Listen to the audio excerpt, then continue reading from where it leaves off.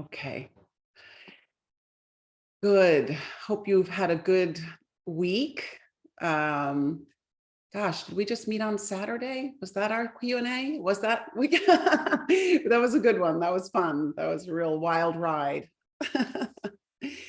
So just a quick like housekeeping thing, which is that I know some of you have been able to join Luminosity, and Caitlin and Bruna are letting me know that the best way to address like sort of more personal questions around your chart would be through Luminosity, and you can just DM them in Luminosity and they can address chart questions there. Of course, if you're not on Luminosity and are not going to get on Luminosity, don't worry, we can still address them. But in terms of like the questions asked here, better to ask them in Luminosity if they're very, very specifically about your chart and very specifically about something that we're not necessarily discussing, I don't want to at all mute you on the chat. Please keep asking questions. But if they're like, oh, it's a very specific personal question, Luminosity is a great place for it.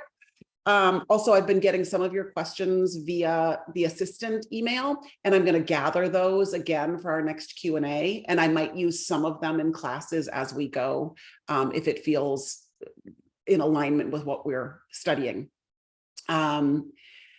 Okay, good. Oh, wait, Bruna, are you still not a co-host? Okay, hang on.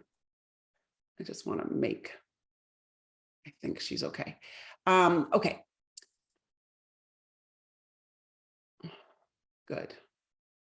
So I would like to start today in this way. I would like to start by sharing the screen, because we have some interesting, I just want to point out a couple things. Now I know that we haven't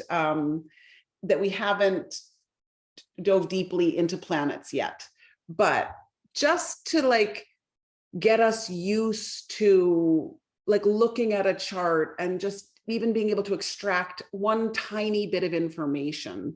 I want to just talk about a little bit about what's going on today. And I also want to tell you that on March 1st, Bruna is going to start a special class on Luminosity that will every month address the transits of the month. And so she'll be going into some of these as well, but that's going to be at 6 p.m. on March 1st on Luminosity. That I'm excited about that, because it's a wonderful way for us to track kind of what's going on throughout the month.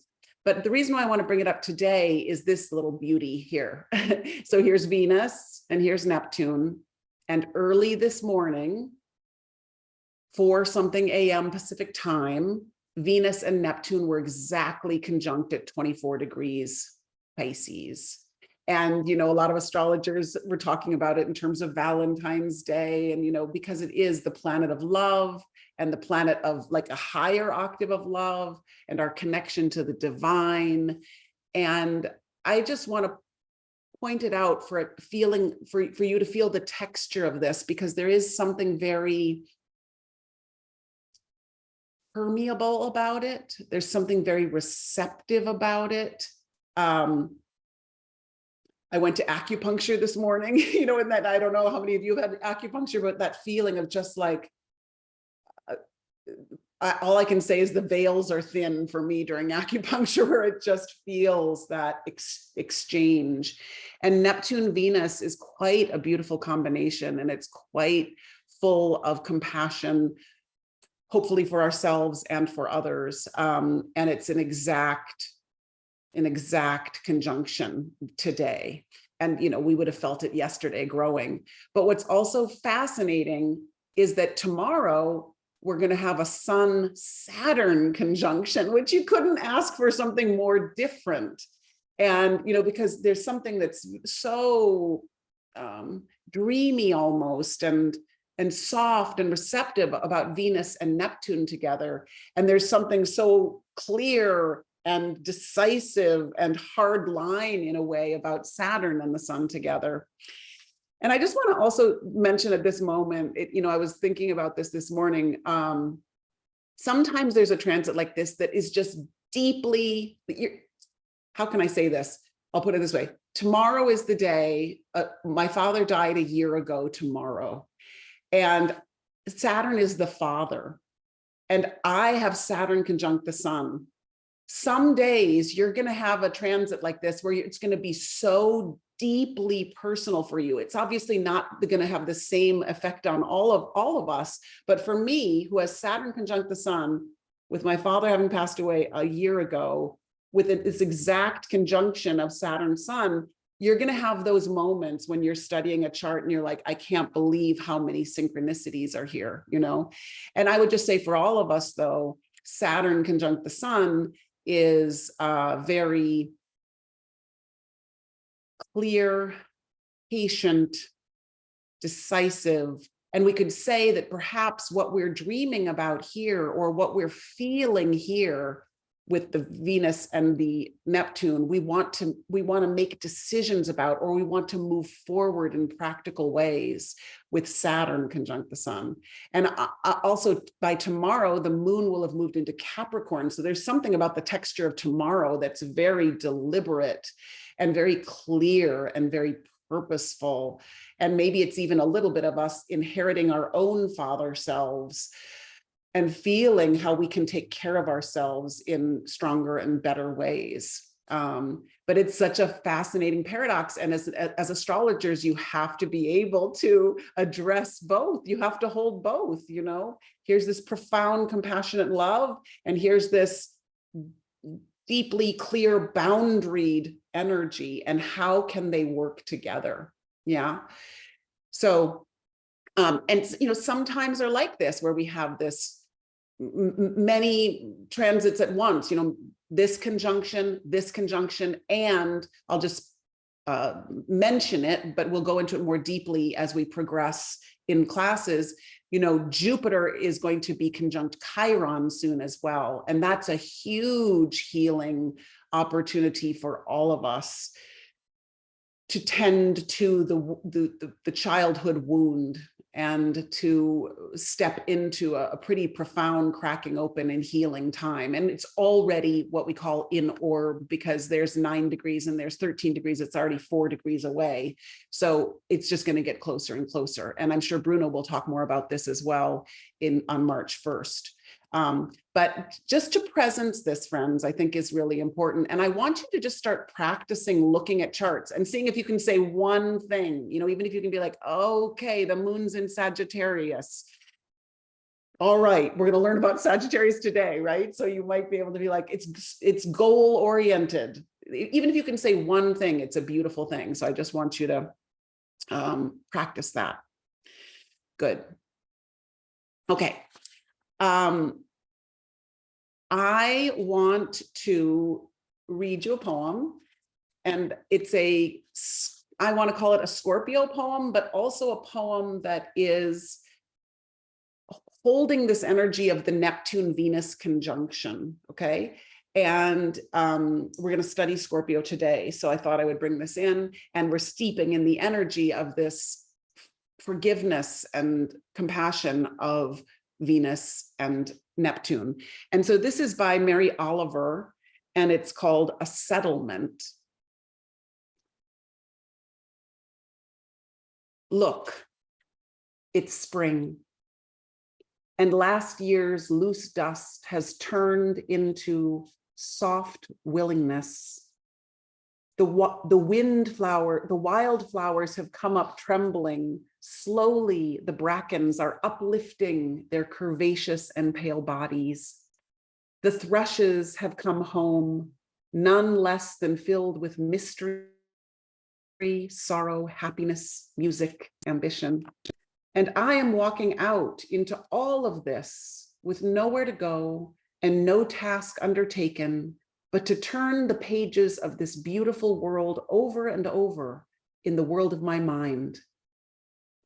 Therefore, dark past, I'm about to do it. I'm about to forgive you for everything. It's got a little at the end, right? So in that space of love, in that space of things are starting to blossom, things are starting to bud. There's a a relinquishing of the old. And there's a death and rebirth in this poem. And I'm willing to release. It's even a little bit Cancerian. I'm willing to let go of the past. Therefore, dark past, I'm about to do it. I'm about to forgive you for everything. And we have to grasp those moments when we can, because they're those moments when we truly are in a place of quiet and calm and inner love and inner balance, where we can do that work of releasing. And I think that's a very scorpionic healing process. And I think it can take place in a conjunction like this, in a conversation, a close conversation between two planets. I know I said a bunch of stuff when I was looking at the chart that we haven't learned yet. So thank you for describing some of it in the chat. Okay. Yes, and just to say, it's already been addressed, but just to say what a conjunct is, yeah. Two planets sitting next to each other in the sky, in the same degree. Imagine them on a park bench having a conversation. They are close to each other. They are affecting each other deeply. That's a conjunction. Boom. And depending on the energies that are working together, it's either irritating or delicious or both. And they have to find ways of being in close relationship. And of course, when you have a conjunction in your chart forever, you better believe you have to figure out a way to have those planets working together with as much ease and grace as possible. Good. Good. Okay, so one more thing before we dive in, and I just wanted, in honor of my dad, and this year marker. So remember how I told you that I found some old notebooks? Well, this notebook of his is from 1975. And he was like 32 years old. And like, this is what his writing looked like. And this entire little notebook is about him trying to figure, I want to get the light good. Him trying to figure out what, the power of astrology, or like how he can best use it and what he knew at that point. And so I thought I would just give you a little taste of it as an honoring of, some of you are in your 30s learning astrology, and I love this moment where you're like, what do I know? And what am I learning? And even those of you that are just beginning, at the end of every class, you can be like, what did I just learn? How can I concretize it? How can I put it in my own words, right? So what he does at the very end is he asks two questions. He says, why does astrology work? And I'm going to read you what he wrote, okay? He said, astrology works because the universe and its parts constitute a living whole endowed with intelligence, consciousness, and creative will to good. The ancients called this cosmic entity the grand man of the heavens. Although modern astrologers are less anthropomorphic in their outlook, they too believe that space is an entity. Every cell in the body is imprinted with a genetic code which contains the plan of development for the organism.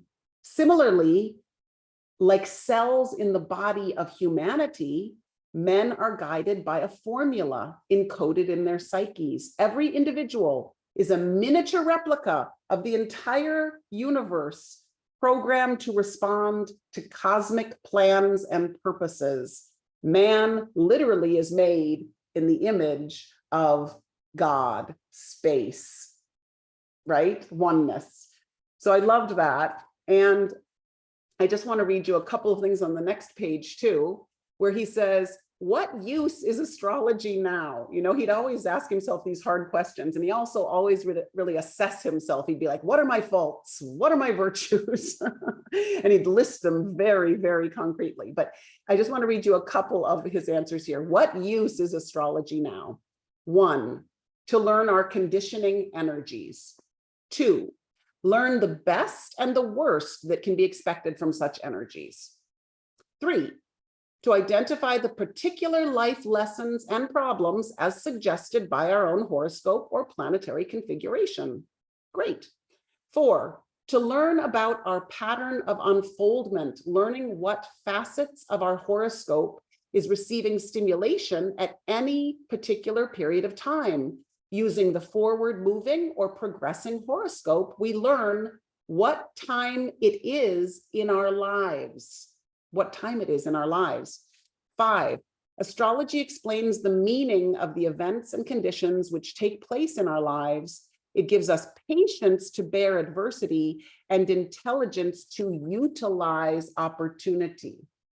6, with astrology, we can get the most out of experiences by understanding their purpose, and B, their probable duration, their purpose and how long they're going to last. It helps us face life with clear, conscious intelligence, giving us a deep sense of a divine plan, benefically active in our lives. Man can bear almost anything if he knows its meaning. Astrology fulfills our deep need for a sense of order. It helps us tread the conscious way in life rather than muddling through. It encourages us to throw our weight into the side of evolution and global progress, and it teaches us to become conscious cooperators within the divine plan. A valuable tool if one would master the art of living. It's a valuable tool for mastering the art of living, which I do love. And yeah, you know, I will take a picture of this and send it to you, because I know you were just like sort of letting it wash over you, but it is quite beautiful. And even if you were just letting it wash over you, it has an energetic gift, because he dedicated his life to evolving what he understood about the heavens and understood about our part in this grand unfolding. And he was even though he was very, very, very abstract, he was also very concrete around naming our gifts and naming the part we each have to play. And that's one of the primary reasons to learn astrology, is so that you can play your part. Yeah. Okay. Thanks for letting me share him with you. Not that you had a choice, but thanks for receiving. And I'll continue to share as we go, as I find juicy tidbits. Okay. Yeah, exactly, Liz. Imagine what the world would be like if we learn more astrology. Well, we're we're developing that world. We are forerunners. Those that are learning astrology now are the forerunners, and this will become more and more of a gorgeous tool and science as the hundreds of years progress. Yeah. Okay. So let's dive in, friends. Let's go to Libra. That's where we are. All right.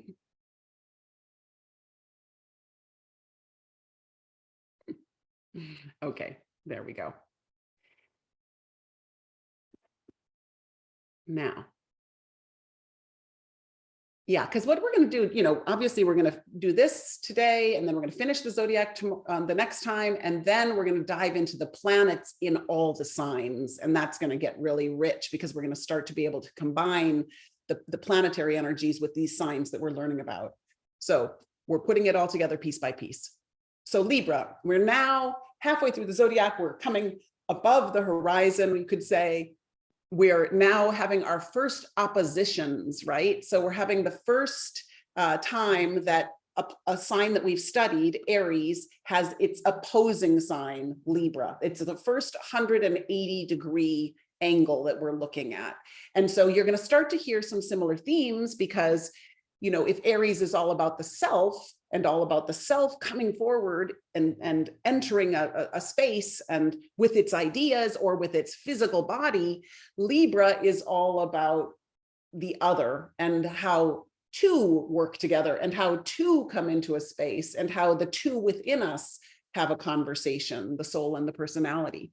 So here's the symbol for Libra. It is cardinal air. So it's initiating air, which means it's initiating the realm, initiating relationships. So it's got just as much punch for beginning things. It's just that it begins things in the name of the two, of right relationship. So here it's sort of like the soul and personality are like looking at each other and like, we're both here. And what are we going to do now? And it's the next sign where we decide what's going to happen, which will prevail, the soul or the personality, which will take the upper hand, as it were. Okay. So right now they're balanced, they're looking at each other and they're honoring each other in a way, you could say.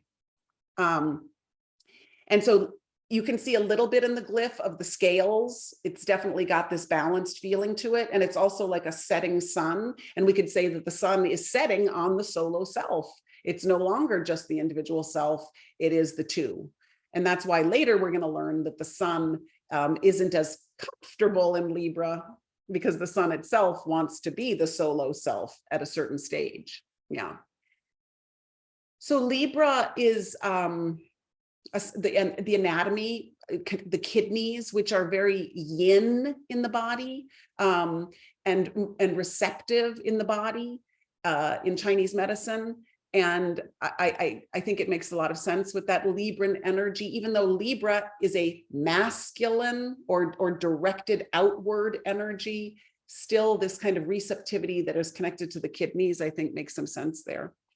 What we want to do under Libra is we want to, here's the big deal, we want to attempt to establish equilibrium and balance. We're not necessarily perfectly balanced beings if we're a Libra. That's, a fallacy. In fact, we're striving for balance. And you can imagine the person on the tightrope who's always holding that, long pole to keep the balance. And you're constantly adjusting, you're constantly shifting to keep moving forward. And guess what? They also on a tightrope, they're moving forward with tiny, tiny steps. And that's what a Libra has to learn how to do, is move forward with the next right decision. All right. So also another main idea is about judgment and decision. Decision is a huge word for Libra, and indecision is a huge word for Libra. But Libra at its highest wants to make the next right decision. An urge to play socially acceptable role by functioning cooperatively in relationship. Yeah, it wants to collaborate, to play a important role in society, to play their part. An acceptable standard must be lived up to. A balance must be maintained so one doesn't go too far in either direction, but maintains that standard. The standard is harmonious relationship. So, it's always what words do I choose? How do I choose to negotiate? Librans are the diplomats of the zodiac. They're the ones that can hear both sides beautifully and find that razor-edged path, that narrow middle path through the wild fluctuations. And that's why we'll get to the phrase, but the esoteric phrase for Libra is, I choose the way that leads between the two great lines of force. So it's again emphasizing these tiny choices and this razor-edged path that keeps you in balance. So some of the great virtues of Libra: great sense of cooperation, justice, fair play, even-handedness. I give to you, I give to you, I listen to you, I listen to you, I'll hear both stories, both sides. True moderation. It's one of the most moderate of signs. Yes. True consideration. You do understand the awareness of the repercussions of actions of others and your own actions too. So it's always like, what am I sending out into the world? What will I get back? The conversation, finding ways to draw people out. I always think of it like two people sitting, and I think of an infinity symbol like between them, going back and forth and back and forth. That feels very Libran to me. Libra, of course, we'll learn on the next page, but is exoterically ruled by Venus. So there's a strong sense of beauty and refinement. But whereas Venus rules Taurus as well, The Taurus beauty is much more physical and much more natural. The Libran beauty is much more social and personal, and it's about the beauty that comes when you introduce the right person to the right person, the beauty that comes when you exchange ideas with someone and feel alive. That's the beauty of Libra with Venus ruling. Nothing in excess. There we go with the moderation piece. Excellent judgment, capacity to weigh the opposites and make a well-balanced decision. And there's the scale, right? Understanding true partnership. That's probably one of the biggest Libran desires and abilities, is what makes a true partner and wanting to be a true partner. Give and take. Libra rules marriage, rules, you know, all forms of marriage. It rules equality. That's why you'll see a lot of Libran people speaking out on behalf of what is right, what is just, how are we treating each other, how could we treat one another better, all of that Libran. Social justice, and then yes, an unselfishness at a more evolved level, kindness, real valuing of other people and their points of view, and ability to see both sides. So the impartiality is a good Libran word. Good, yeah, are good arbitrators as well. So, you know, careers, you do see diplomats, you do see lawyers, you do see arbitrators, you do see hosts, you know, that welcome you in. You do see coaches even, or people that work one-on-one with clients. Anything with that Libran two-ness is there.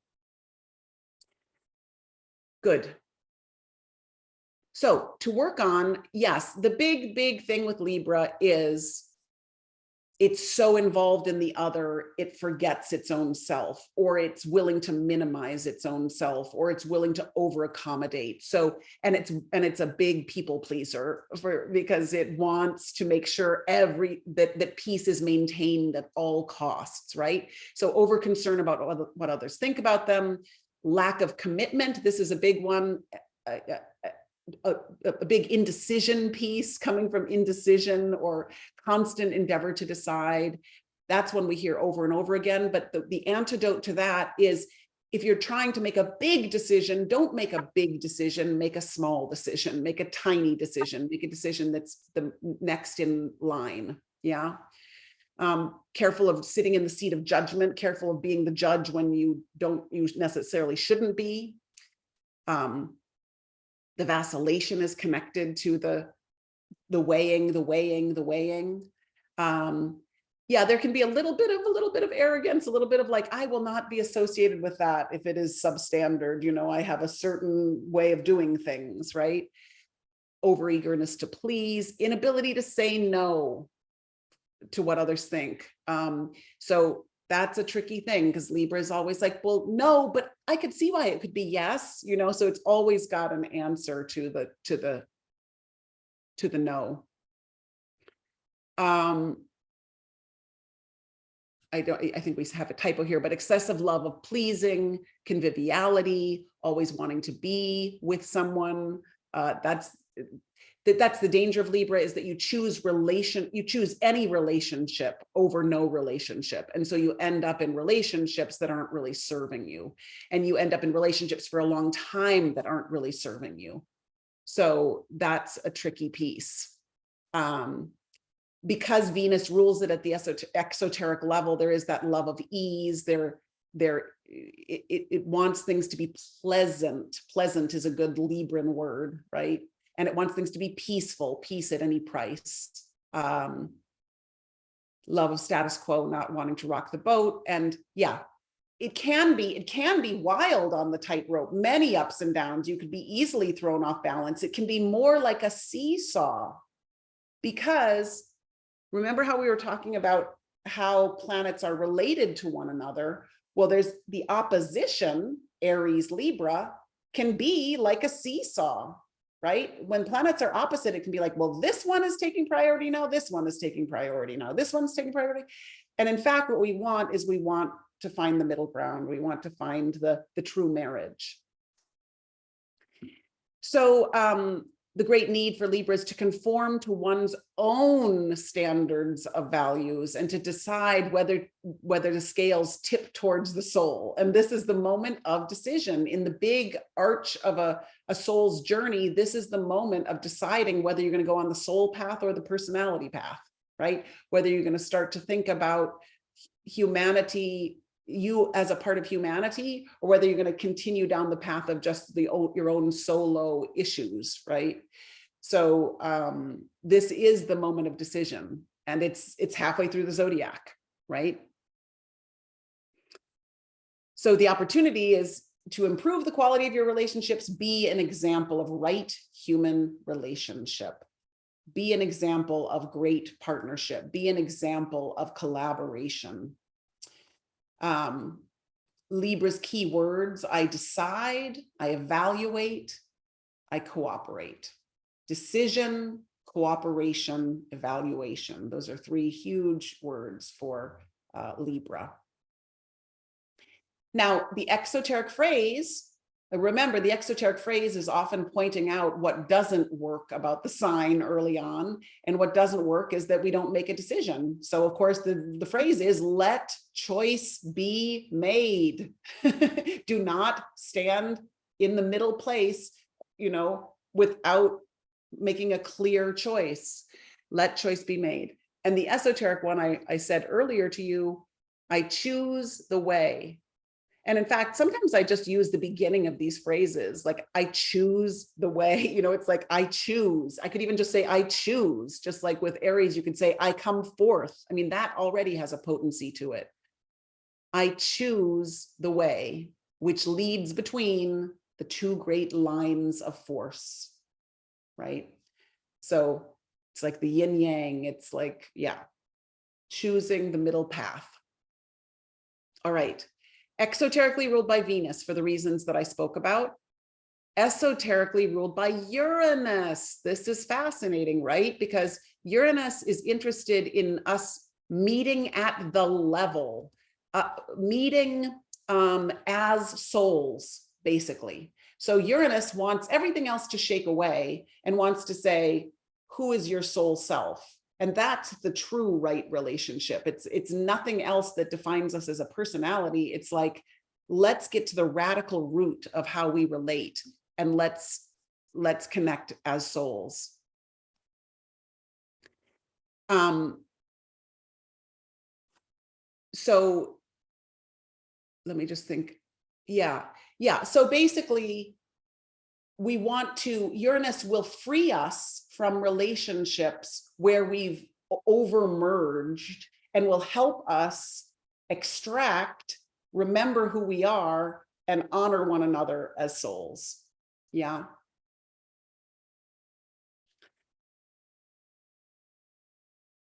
And I guess, Sarah, what I would say, I see your question. Can you say more about this distinction? Soul and personality are united, needing to choose whether soul path or personality path.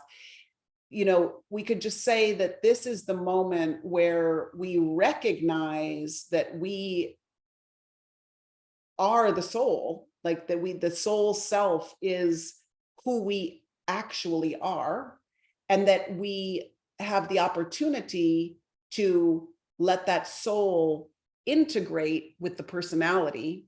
So we're sort of seeing the truth of the duality of our nature. There's a duality in our nature where these feeling, thinking, physical beings, bodies that are truly spirit. And we recognize in Libra that we are the soul as well. So it's like here's the soul, here's the personality. And when I say choose the soul path, I mean, I would say the most basic way of saying it is that we choose the path home, and we choose the path to our greatest unfoldment and greatest revelation of self. And we choose the path of generosity and selflessness, so that we recognize we are all here for one another, and we're all here to evolve together. And that's choosing the soul path, is what I would say on a simple level. There are much more technical ways of talking about it. The sun falls in Libra because of what I said. The sun is the personality, is the personality doing self and has a lot of solo energy, and Libra is the energy of the two. So immediately it diffuses the sun solo self. So it's not bad that the sun falls in Libra. It's just more of a challenge to let your self stand apart from, or as separate from, the beloved or the person with whom you're in a relationship. Saturn is exalted in Libra, I think, a lot because of the law. Libra rules the law and Saturn rules the law. So Saturn, which wants to make sure the law is adhered to, really feels comfortable in Libra, that is the sign of justice, and also interested in how we are behaving with one another and how we are following our inner and outer law. So it's very comfortable there. So it's thrives there. Whereas Mars, which is the warrior planet, is not as comfortable in Libra, because Libra is the sign of peace. So Mars is the sign of war, Libra is the sign of peace. Mars will assert on behalf of right human relationships. That's a good thing. And that's the best way to use it, is to come forth in the name of right relationship. But it doesn't have the same punch. It doesn't have the same effectiveness. It doesn't have the same power initially, because it wants to keep the peace. Libra wants to keep the peace. So it's not as comfortable there. But ultimately, it can be a great warrior for social justice and a great warrior for how we treat each other. Yeah. So let's see if I can, before I move on to Scorpio. Yes. So Christina, you have your Libra in your 8th house of Scorpio. So you are both of those things. Exactly, Christina. And that's all we're doing, is we're figuring out what the pieces are in each part of our chart, and we're seeing how they start to blend. And so, yes, if you have Libra in your 8th house of Scorpio, you have to blend these two together. And that's actually a really helpful combination, because Libra might weigh things, but Scorpio decides, Scorpio penetrates, Scorpio rallies to win the battle, or to be decisive. Scorpio is not indecisive. Okay. And then Jamie, yes, the sun falling in Libra mean that those Libra sun signs have trouble being in balance. The sun falling in Libra simply means that it's a little bit less comfortable to think of yourself as the solo self, because you're always thinking about the other, and you're always thinking about, how you can take care of the other. It's not so much, and Libras in general have a trickier time finding the balance. That's what they're always working towards. That's one of their great missions. And yes, Melinda, if this is interesting, again, if you have Libra in the 1st house, which is a house associated with Aries, then you start to have this interesting blend where you come forth in the 1st house, boom, in the name of relationship, Libra. So you're asking some interesting questions, because you're seeing that there's a paradox, right? There's a paradox between Libra and Scorpio. There's a paradox between Libra in the 1st house of Aries, but there's an opportunity to balance those energies there.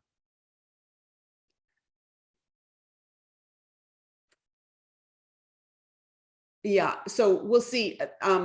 Let's see. Thank you. Yeah. Okay. I'm gonna keep going, and then we'll come back to some of the more personal reflections. So let's keep going to Scorpio at this moment.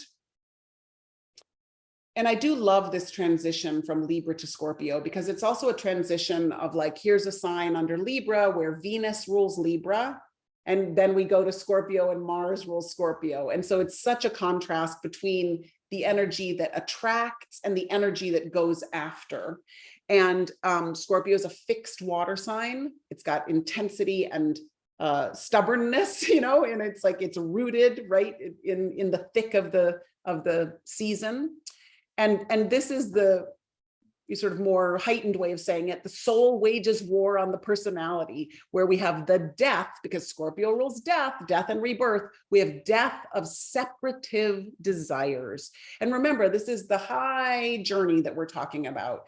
But there is a moment in our thousands of lives where we make the decision to turn away from the purely selfish concerns, and it happens under Scorpio. That doesn't mean it happens in every Scorpio life. It doesn't mean that every Scorpio life that you have is one where you are making that decision. This is in the grand epic journey of the soul. But if you are a Scorpio, you are wrestling with parts of your nature that are no longer serving the soul path. And so the glyph itself, the symbol itself, even has this little scorpion deadly sting. It's got this arrow, and you could say it's the sting which kills what obstructs the soul. And it's kind of dramatic language, but we want to finally put an end to what does not serve our fullest fruition, right? So it's intense and it's effective and it's one of the greatest healing signs of the zodiac. So, Scorpio gets a bad rap, but it is things happen under Scorpio. Like you can really transform your life under Scorpio. Yeah, exactly. And it is, the anatomy is the reproductive system, right? Because it's all about that magnetism and intensity. And then it's also the eliminative organs, and it's also connected to the adrenal glands. And here's an interesting piece. Under Scorpio, with Scorpio ruling the reproductive system, Taurus rules the throat, remember?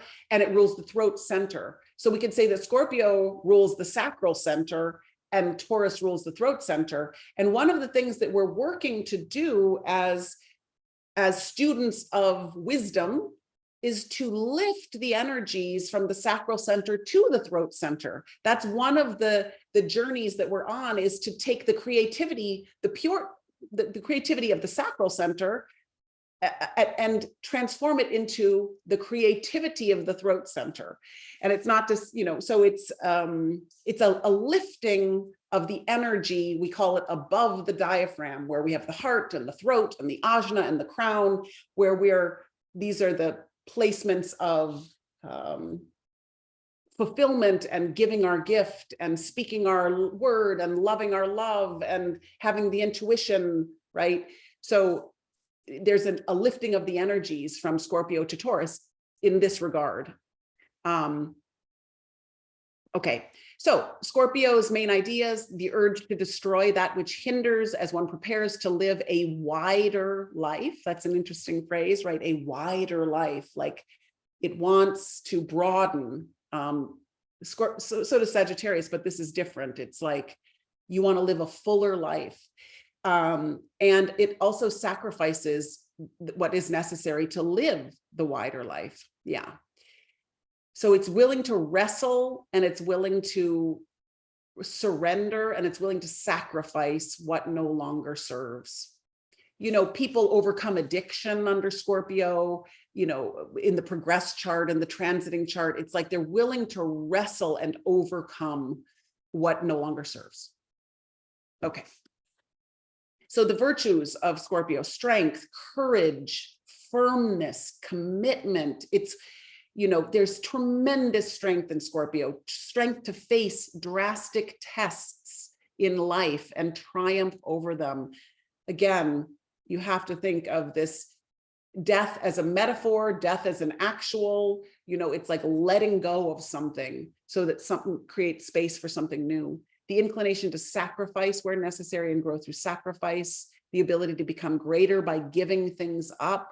That's how we transform. That's how we create, go from lead to gold in alchemy.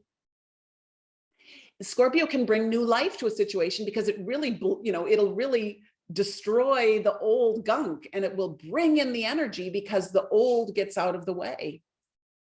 Relentless is a good Scorpio word. Relentless intensity, which counts all lost until the goal can be accomplished.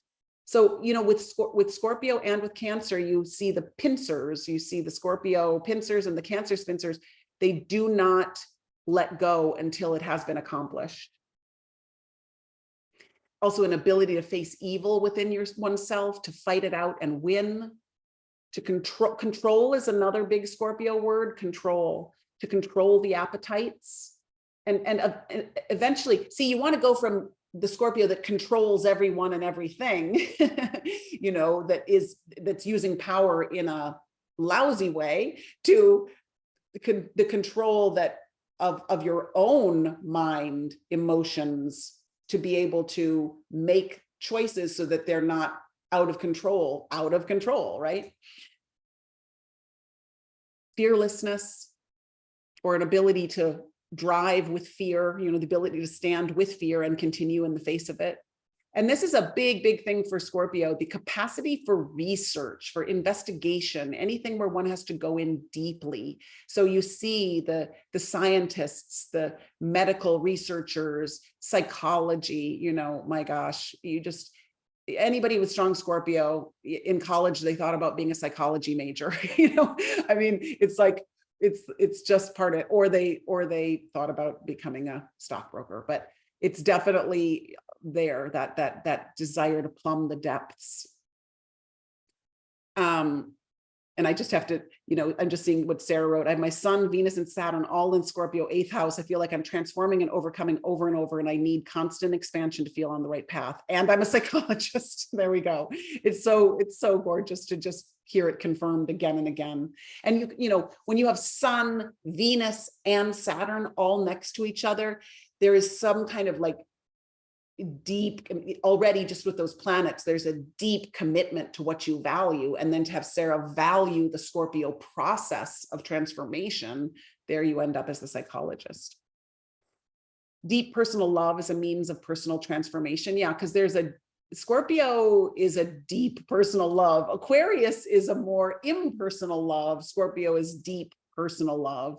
And you have to be careful of, you are mine, you are no one else's, you are only mine, because that's the kind of dark side of the deep personal love, right? Sense of union with something greater than oneself. Yeah. So just like I was saying, what we want to work on is with Scorpio is any kind of possessiveness or jealousy, or you belong to me, or the deep personal love that kind of swallows the loved one. Fanatical emotional attachments. You can go dark with Scorpio. Resentment, sarcasm, cruelty, because it wants to kill. It wants to sting if it feels vulnerable, if it feels hurt, or if it feels not fully seen. And it does have the power to inflict wounds. It does have the power to really sting. And I don't know if any of you have received the sting of a Scorpio but it's intense, right? And other signs can hurt us, but Scorpio has a particular, like, knowing how to get right in, to the part that feels ouchy. Now, the deep suspicion, yes, but it can also be turned into such a powerful skill set of like, I don't trust this yet, so I'm going to investigate further. So I'm going to get to the heart of it. So you can see how all these difficult things to work on can actually turn to virtues for sure, in beautiful ways. And in fact, what I was just saying with the empowered to inflict a wound precisely, guess what? Same capacity with healing, the power to be like this, and you're healed, to have this incisive energy to get on in there. Okay. And let's go to, okay, strong and sometimes misdirected sex drive. Again, we have issues because it rules the sex organs. And yes, you can have sexual issues, all kinds of not right use of that energy. You can have self-destruction and you can have obsession. Hang on one second somehow.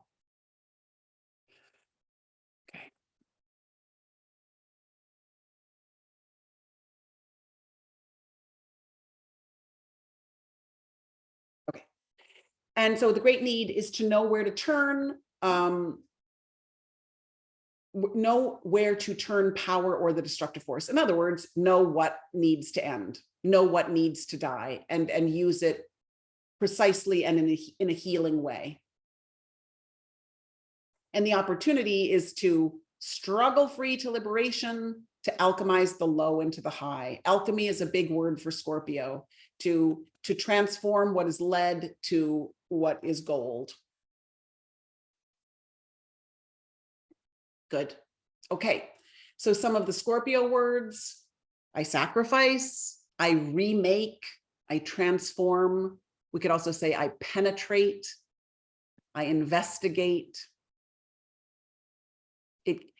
You dive in, so many, surgeons, amazing Scorpios. Scorpios are amazing surgeons because of all the things. They don't mind the cut, they don't mind the blood, they don't mind the precise, they want the precise, addressing the issue. They want to get right to it.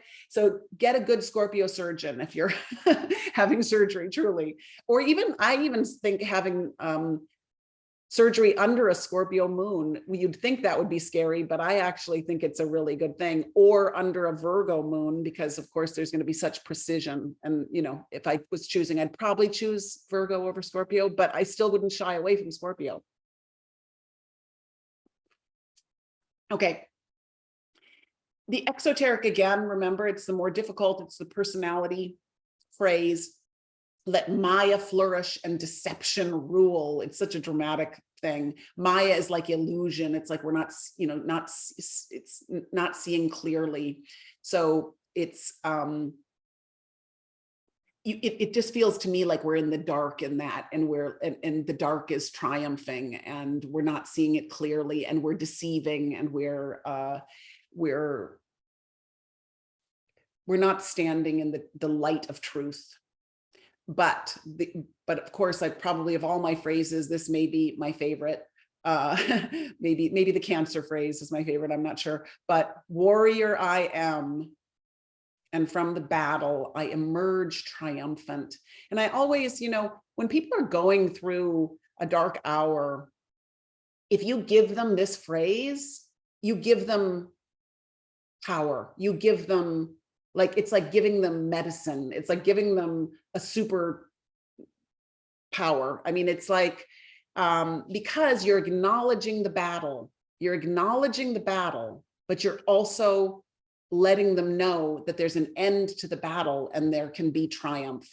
And so it's just like using, these are mantras, they're meant to be spoken aloud frequently, and this is such a invocative energy. I was working with a client years ago who was going through a very intense cancer journey, and he was just beginning his progressed moon in Scorpio. And of course I'm like, okay, this is scary. At a certain level, a part of me was like, okay, this is do or die. And in fact, he used this. I mean, he embodied this phrase without even knowing he was embodying this phrase. Like, he took it on in this incredible Scorpio way, and emerged triumphant in the most unexpected way. So sometimes if you're like, when we'll talk about the progressed moon, or we'll talk about transits, but sometimes when the progressed moon is in Scorpio, it really is the time to fight and to stand as your warrior self. So exoterically, Mars and Pluto rule Scorpio. Mars, the warrior; Pluto, the deep diver, the healer. Mars can be used badly as well. Mars can be used inappropriately. It can be excessive force. It can be misdirected energy. At the esoteric level, Mars also rules Scorpio, but it's the inner warrior. It's the inner warrior who confronts his own limitations and battles and wins. And it's the Mars that decides that it's going to fight on behalf of the soul. So sometimes when we see a planet ruled the same exoterically and esoterically. It's a real opportunity to grow the gift of that planet. That's the case with Capricorn, where Saturn rules Capricorn on both levels. It's to some extent the case with Leo, where the sun rules on both levels. But here it's a real evolution of Mars, okay? We can see why Venus would be in detriment in Scorpio, because Venus rules Taurus, and so it's not as comfortable in Scorpio. Venus wants beauty and magnetism and light, and Scorpio wants to navigate the darkness, right? So it's not as comfortable there. The moon is not as comfortable in Scorpio either, because the moon feels very happy in Taurus again, and you know it loves the physical realm. It loves the beauty of the physical realm. It loves the comfort of the physical realm. And Scorpio is not about the comfort of the physical realm. Scorpio is like, we're gonna be uncomfortable. We're gonna be uncomfortable, and we're gonna penetrate the darkness, and we're gonna heal. And that's not a comfortable process. Yeah. And Uranus is exalted in Scorpio. I think, you know, there are deeper esoteric reasons, but just on a certain level, I would say, because of the fact that Scorpio is willing to get uncomfortable to bring the healing and bring the change, just as Uranus wants to repattern and revivify and bring in new systems. So they're both working to shake it up and heal. So it's more comfortable there. Good. Yes. Caitlin, please. Just a quick question. I think there was a typo on that last slide, because some people were asking about the symbols. And so Scorpio being Mars and Pluto. Sorry. Yep, that is a mistake. Thank you. So this should be Mars. And this, yeah, these are completely a mistake. This should be Mars, and this should be Pluto. So let's see, do we have Mars is the arrow, the circle with the arrow sticking out. Let's make a note for Erin, okay, friends, that we'll let her know about this. So Mars is the circle with the arrow, and Pluto is the half circle with a little circle in the middle of it and a cross underneath. Okay, thank you. Yes. Okay, good. Any questions about Scorpio?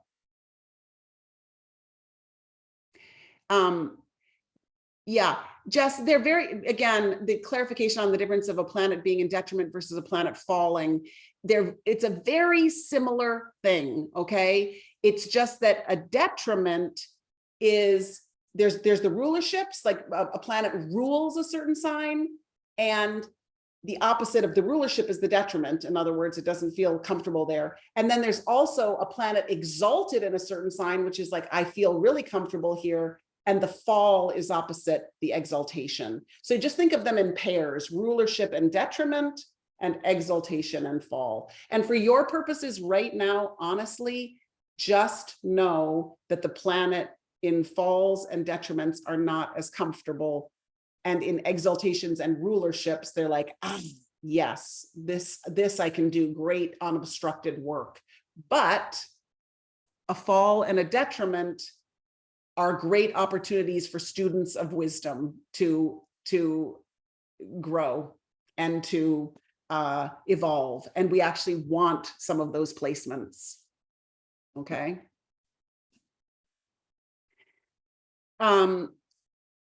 You know, I'll answer this just to give us a little. So how can you interpret Mars and Scorpio in the 12th house? You know, and we'll start to do this later. We're going to start to pair it all together, but let's just think about this together for a second.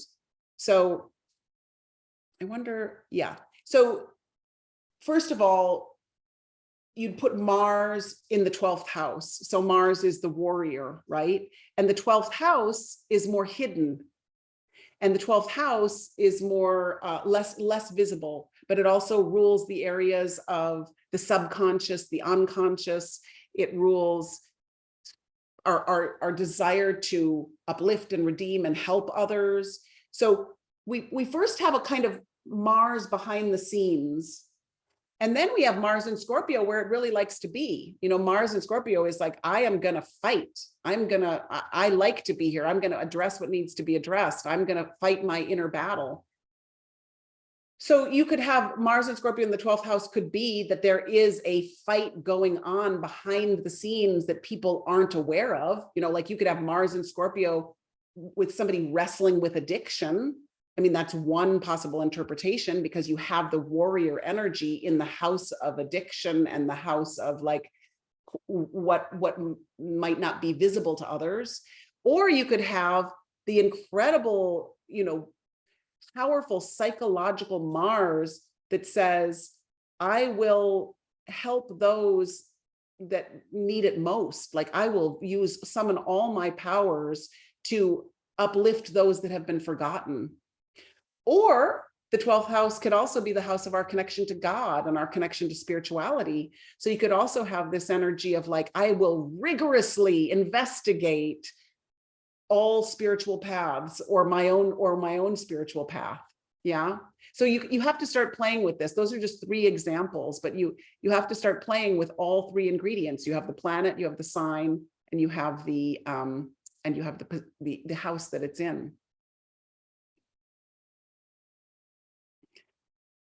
Good. Good. I'm just going back for a second and looking. Yeah, intense battle. Yeah. That phrase does give, I mean, gives me chills. And every time I say it to a client, it's like, it lands. Yeah.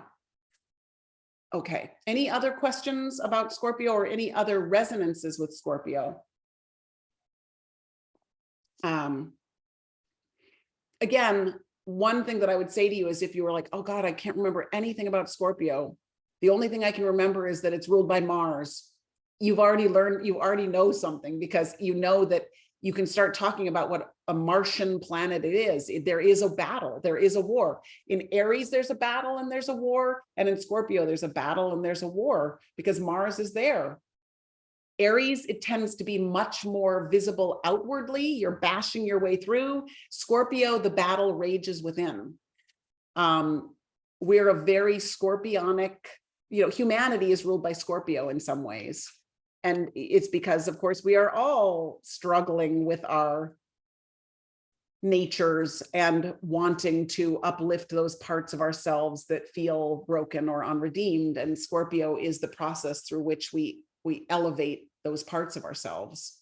And we're all wrestling with the 9 heads of the Hydra, right? We're fear, sex, physical comfort, money, fear, hatred, ambition, pride, separativeness, cruelty. Those are the 9 heads of the Hydra. And we're all wrestling with 1 or 2 of them, or maybe 5. And that's part of the journey of Scorpio. And, you know, basically, in the story of Hercules wrestling with the Hydra, what has to happen is he falls to his knee. He tries to cut off all the heads, and 2 grow back, and 2 grow back, and 2 grow back. What he has to do is fall to his knees and basically say, I can't control this. I can't do this alone. I need help. And then he can lift it into the light of day. He can raise it above and let it dissolve in the light, all the fear, all the obstruction, because he's humbled himself in a way, he's surrendered in a way, and he can lift that now and name it and release it. Yeah, and Tara, exactly. Mars in Scorpio in the 3rd house. This is a good example. Yeah. If any of you have good examples of this, it's good to hear them. My mom has Mars in Scorpio in the 3rd house. She has a sharp tongue. This makes sense based on what I'm learning. It makes total sense, because you have the warrior of words. Are you going to use it well or not? Are you going to use the sharp tongue to bring change and healing? Or are you going to use the sharp tongue to pierce and, you know, wound? And so you have to use the Mars energy well. You know, I'll do one more personal thing here. Pluto and Scorpio in the 5th house. I mean, again, think about, we'll talk about the planets, but think about Pluto as a planet of intensity and death and rebirth. And Pluto is the healer. And in the 5th house of creativity, or the fifth house of romance, or the fifth house of self-expression, it's going to bring deep, intense, creative acts, or your creativity could be linked deeply to the process of alchemy and transformation. You could have very intense love affairs with Pluto in the fifth house. You could have a lifetime where you're really committed to clearing the obstruction from your true fifth house soul self-expression. Like Pluto wants to get everything out of the way of the radiance of the fifth house. Okay. Good. All right, let's go on to Sagittarius. Good. So again, if we think Venus rules Libra, at the exoteric level, Mars rules Scorpio, and then we have Jupiter. We have this expansive planet, Jupiter, that rules Sagittarius. And I always sort of think about someone, Scorpio has just come out from its heroic journey into the underworld, and Sagittarius is the moment that he or she lifts, they lift their head above the underworld, and they're like, they can see a new sight. Yeah. So it's a mutable fire. It's rapid, one-pointed progress. You've chosen the soul, and now you have a mission. Your personality is focused on a soul mission. And you can even feel it in the symbol itself. You can feel that directionality. It is the archer. It is the arrow. There's the bow. Sometimes they say that this little line across here is the fragment of the bow. So you almost see the bow there as well as the arrow is going to be shot. And it is the arrow that travels ahead of the one who shot it. So it's like the idea that travels forward, or the intuition that shoots forward. And of course, Sagittarius starts by shooting its arrows in many different directions and learns how to shoot its arrow in a very focused way. Sagittarius is deeply connected to the thighs and the hips. You could say in some ways it's deeply connected to the entire leg. You have the whole, you have such strength in the thighs with Sagittarius. You have the runners, the skiers, but it's also, you could always say with Sagittarius, it's either the very physical Sagittarius or the philosophical Sagittarius. So, you have the one that wants to understand, and then you also have the one that wants to move with Sagittarius. And I guess it's the difference of traveling inwardly versus traveling outwardly. Are we galloping across the landscape, or are we galloping within the landscape? And within the landscape is the philosopher, and without the landscape is the seeker and adventurer. So in any case, what we're really looking to do is expand the scope of one's vision and understanding. That is, Sagittarius is here to take the blinders off, is here to envision something new, to see the many paths to God, not just the singular path, but to see the many paths home, you could say. So Sagittarius has tremendous foresight, long distance vision. It's one of the great signs of vision, just like Taurus is one of the great signs of vision. It sees to the future. It's one of the signs that rules the future. And you keep your eye on the horizon and you go there. You're no longer internally on that particular Scorpio journey. You're now looking out and up and out. Sagittarius, has a very keen moral sense, because it's a sign deeply connected to meaning. What is the meaning of this? It wants to understand the deeper meanings of what is happening. A great love of truth, wisdom, philosophy, the big sweeping studies. Sagittarius really rules all of higher education. And what is higher education doing but opening us to these every possible deep diving study you could have. And Scorpio rules it all, you know? So you could probably say that Scorpio rules a liberal arts education for sure. You could say the straightforwardness, you can see it in the arrow, right? And there is something about the intuition that is deeply connected to Sagittarius. It's a straight bolt shot of intuition. It's the intuition that kind of like comes in like a shot. It's like boom, you know. It's not like the hazy intuition. It's like boom. It's like a deep, direct knowing. Strong sense of direction and purpose, your definite aim in life. This is one of the very positive things about Sagittarius. Yes, and here for sure, like faith, optimism, progressive spirit, a certain buoyancy. There's such a spirit to adventure, which leads to unexplored areas as the quest is pursued, love of discovery, love of taking risks, deeply resilient sign. And it's one of the great coaching, encouraging, cheerleading, uplifting signs of the zodiac. I mean, start to study the number of coaches that have strong Sagittarius in sports or in like one-on-one achieve your goals, and it's uncanny, right? They're the teachers too, Sagittarius, the teachers, the preachers. There's a wide view, able to see things in perspective. And yeah, and I mentioned the athletic ability and ability for abstract thinking, mathematics, philosophy. Again, that's connected up here to the love of truth, wisdom, philosophy. It's like a big appreciation for, yeah, for these great studies. You know, there's always this image where we say Sagittarius really wants to understand, and I can't, is it Atlas? Yeah, Atlas, who's holding the world, like he is standing under the world. That's very Sagittarius. He wants to understand, like stand under the whole world and understand the workings of our earth. So it's that image is a very Sagittarian image.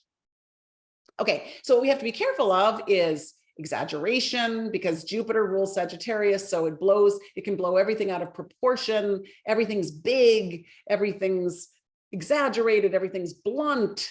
There can be a lack of tact. You get so enthusiastic, you know, excessive zeal. It can be the fire and brimstone preacher, you know. There can be a certain recklessness, yes, love of speed, you know, race car drivers. You have to sometimes rein it in. And it's even interesting that rein is a term connected to horses. And of course, Sagittarius is a sign deeply connected to horses and galloping forth. And my dad would always say, you know, she got on her horse and rode off in 10 different directions. That's Sagittarius at its early stage, right? Because it's like there's so much enthusiasm. There's not a directed line. There's a lot of faith, you know, but you don't have as much proof. You have to bring in Virgo for the proof, or Scorpio for the proof, or even Gemini for the proof. But Sagittarius is more about the faith and the possibility and the adventure. Opinionated, yes, visions, but also delusions. So it's like to see the to dream the impossible dream, you know. Don Quixote, totally Sagittarius. That whole song, that whole album, that whole musical, totally Sagittarius, because, you know, he dreams the impossible dream. He's full of faith, hope, and enthusiasm, and yet he also sees the windmills as dragons, and, you know, so it's like everything about that musical is Sagittarius. Sarah saying a friend's husband broke both his legs skiing, and he's a stuntman who's gotten injured so much. I mean, that's pretty classic Sagittarius. That's intense. And Caitlin saying, I come from a family of academics, 7 people in my family with Sag moons. Oh my gosh, that's amazing. That's amazing.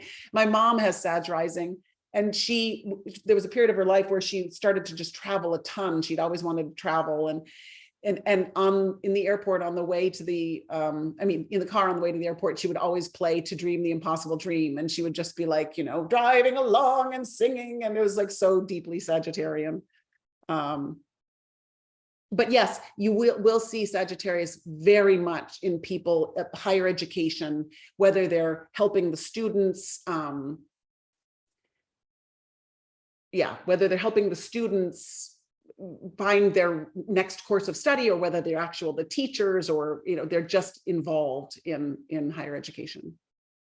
And that's why, and also, by the way, like I've noticed this, the 9th house is connected to Sagittarius, and it's connected to higher education. And I've noticed that planets there definitely, of course, influence our experience of higher education. And a lot of people who have Saturn in the 9th house, for example, don't necessarily have the best time in college. Like they're tested in college. It's not the best years of their life, or they don't go to college, or if you have Uranus in the 9th house, maybe you have a very different approach to higher education. Maybe you piece together a higher education and it's not a 4-year college, you just start to look at these very simple but pretty profound placements. Yes, Sag, Sun, and Mercury in the 10th, 2 master's degrees. That's great, Anne-Marie. Okay, and must find direction, use spoken word correctly. Yeah, that's a big thing, is to not overdo, over-exaggerate, bluff, all of that, like use it correctly. And to prioritize, because there is that feeling of spreading thin that's similar to Gemini. But the different, I would say with Sagittarius, what Sagittarius does when it diffuses is it like rides like crazy in one direction, and then it's like, oh, this isn't it, and then rides like crazy in another direction, this isn't it. So it keeps on, like there's a lot of movement, but it passionately commits to the one vision for a period of time, and then passionately commits to the next vision. But eventually we want to rein it in and become the one-pointed disciple. So one of the great needs of Sagittarius is to practice what we preach, to follow the arrows that we shoot. So if we're shooting an arrow, that we actually follow that path and we don't wander off. So to follow through with Sagittarius. And the opportunity is to see the new expanded vision. What do you envision as your goal? What is the most direct path to your goal? Those are good Sagittarius questions. I like to also think of Sagittarius as like a planetary citizen, because Sagittarians really want to see and know the world, and it makes the world a smaller place because they learn different cultures, different traditions, different spiritual practices, and they recognize that as a Sagittarius evolves, they recognize that they're all the many paths to the one.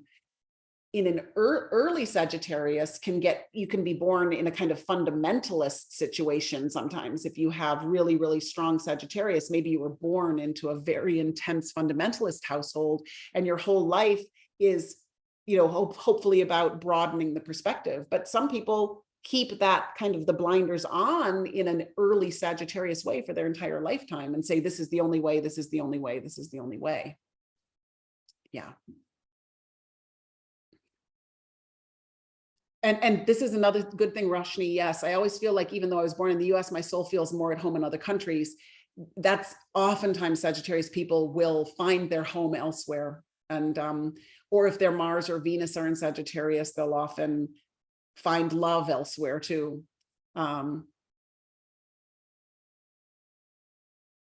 Yeah, and yes, good. And Roshni also says, Neptune, Pluto, Uranus, Saturn, Ceres in Sag in 12th, 11th, 10th houses. I have a million interests, passions, and have a deep desire to be a global teacher. That's a great phrase too, the global teacher, or the world teacher, or just the expansive teacher. Anne-Marie, I'm also a longtime Burning Man devotee. Okay, yeah, that's great. Yes, exactly. Yes, and Nicole, devoutly Catholic early in life. It's often the case. It's often the case. Okay. So some of the key words for Sagittarius: I seek, I explore, I aspire, I teach, I uplift, I coach, I expand. Yeah.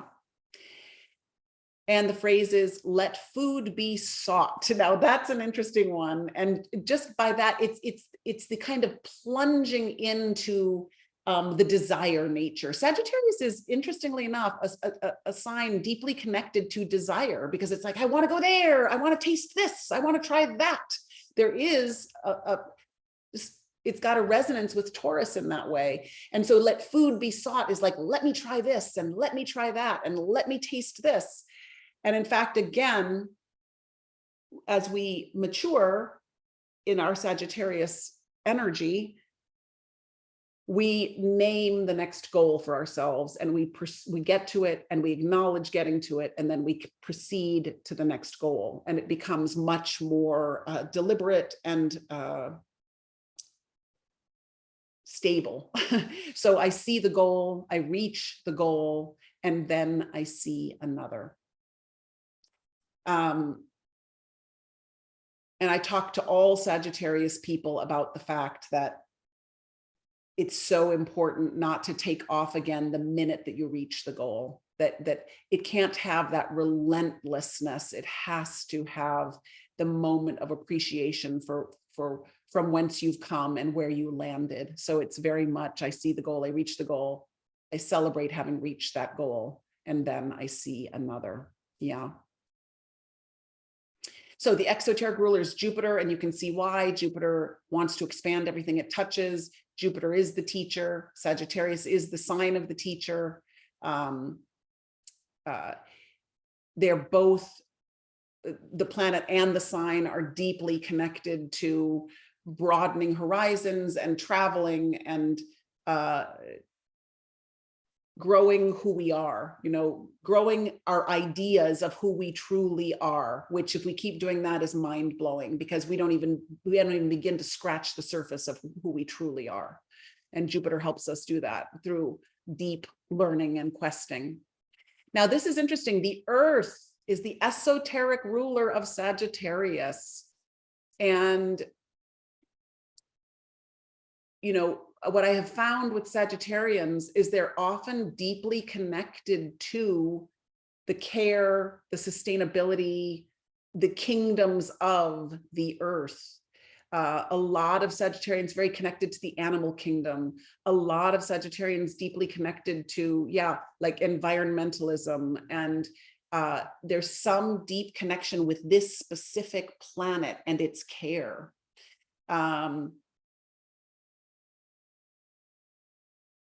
Yeah. And even just the fact that a Sagittarius really wants to put its footprints all over the earth. It really does want to travel the earth. It wants to know this planet. And if it doesn't want to know it as a world traveler, it might want to know it as an armchair traveler. It might want to study all the earth, or it might want to understand the earth's place in this great cosmos and what we're even doing here and why are we here and how are we evolving, right? And then let's look at just these. Mercury, there's no exaltation, there's no fall, but Mercury is in detriment in Sagittarius. And that's mostly because Mercury is that great communicator and collector of fact and information and processor. And it does a lot of quick thinking and quick collecting. And Sagittarius is so broad and so expansive that Mercury gets a little lost in that broadness, right? Because Mercury is at most at home in Gemini, and Mercury in Gemini is like, I'm quick, I'm sharp, I'm fast, I know all the information. And there's something about Sagittarius that almost swallows up Mercury. But people with Mercury and Sagittarius are great cheerleaders and great encouragers, and they can find language around giving us new vision and new possibility. So, okay, let me just ask, and let's see, Silvana, any association between conditions such as ADHD and people with moon in Sag, as was the case for Gemini? Not that I know immediately off the tip of my tongue or head, but a person that's amazing, and Silvana, maybe Leonie Hodgson. She is like brilliant, among many other things, a brilliant medical astrologer. And she has started to piece together some really wonderful understandings of the signs and the illnesses or difficulties. But does anybody, any of astrologers in our midst know of any particular conditions connected with Sagittarius? I mean, I wouldn't be surprised if there was also a connection with ADHD, frankly. ADHD, yeah, because of that restlessness and because of that spreading out until it's ready to hone in.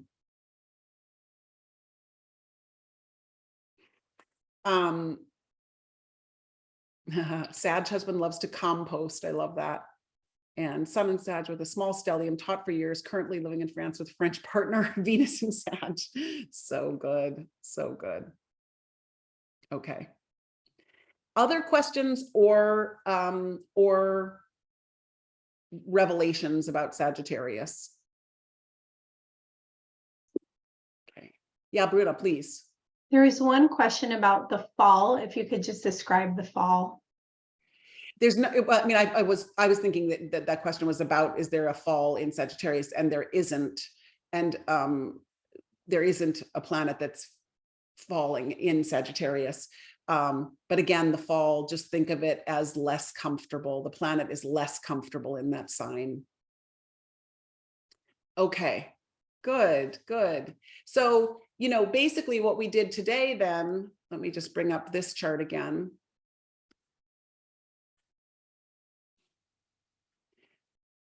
We looked at Libra, Scorpio, and Sagittarius, which remember has a resonance with the 7th, the 8th, and the 9th house.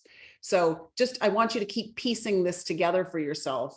So we looked at Libra, the sign of right relationship. So if you have planets in the 7th house, you have Libran characteristics and Libran qualities. And we looked at Scorpio, the natural ruler of the 8th house, this great house of psychology and depth. And it's also considered, 8th house is considered the house of the student of the wisdom, or you could call it the occult house that studies, that scientifically studies subtle energy. And then we looked at the 9th house. So if you have planets in the 9th house, those Sagittarius qualities of adventure, risk-taking, higher education, expansion, all of that is true for you as well. And I just wanted to mention that Janny, you had written in a question about the houses, and it was just that she was saying if a sign rules a house, if Capricorn rules the 9th house, is that the most important, or the planets in the house the most important, basically was the question. And the infuriating answer is that they're both important and you have to keep blending them. But I would say when I first look at a chart, I look at the planet in the house before I necessarily look at the ruler of the house. So I guess in terms of priority, I would look at the planet in the house first. All right.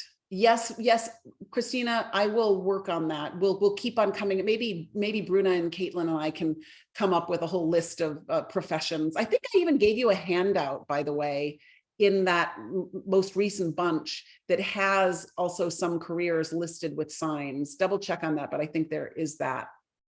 But we'll work on that as well. And yes, Janny, Mercury in Aquarius in the 9th house feels like a good day to be in class. I completely agree with you. That is absolutely true, because we're studying astrology and it's broadening our horizons. All right, you did a great job. You did a great job taking it all in, my friends. I know it requires a lot of stability and attention and breath and trust. It requires all that. So I really honor you in that process, and honor you taking care of yourself, even as you feel overwhelmed or as you feel like you're holding a lot. You are holding a lot, but keep playing, keep trusting. Every class is enriching your knowledge of this, and we're gonna get you to a place by the end where you're feeling like, I can tell you a few things about this chart. And yes, Anne Marie, there are big, big deep dives of all the signs and all the planets on Luminosity, and that were from a couple years ago that are great and great resources. So if you have joined the Luminosity through this class, go check them out. And if you're still having trouble getting onto Luminosity, Tara, reach out to assistant@HeidiRose.com and Erin will help you. Okay. And I send you on your way. Much love. We'll see you next week and take care. Mwah.